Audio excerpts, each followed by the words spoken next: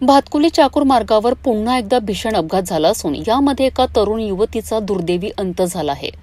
धक्कादायक बाब म्हणजे कालच या कुटुंबातील एका तरुणाचा अपघातात मृत्यू झाला होता आणि आज त्याच्या चुलत बहिणीचाही अपघातात मृत्यू झाल्याने संपूर्ण परिसरात हळहळ व्यक्त केली जात आहे। मिळालेल्या माहितीनुसार भातकुली ते चाकूर गावाकडे जाणाऱ्या मार्गावर हा भीषण अपघात घडलाय। खुशी साबळे असे मृत युवतीचे नाव असून ती कानफोडी गावची रहिवासी होती। कापसाच्या जिनिंगमध्ये जात असलेल्या एका भरधाव ट्रकने खुशीला चिरडलेत, ज्यात तिचा जागीच मृत्यू झालाय। 2 दिवसांपूर्वी खुशीच्या चुलत भावाचा अपघातात मृत्यू झाला होता। त्या दुःखातून सावरण्यापूर्वीच आज नियतीने या कुटुंबावर दुसरा घाला घातला।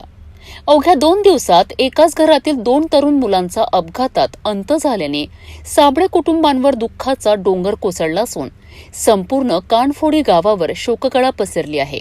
भातकुली मार्गावरील वाढती अवजड वाहतूक पुन्हा एकदा निष्पाप जीवांच्या मृत्यूला कारणीभूत ठरत असल्याचा संताप स्थानिक नागरिकांमधून व्यक्त होत आहे। या भीषण अपघातामुळे प्रशासकीय यंत्रणेवर आणि रस्ते सुरक्षेवर पुन्हा एकदा प्रश्नचिन्ह उपस्थित झाले आहेत। एकाच कुटुंबातील 2 चिराग विझल्यामुळे परिसरात संतापाची लाट आहे।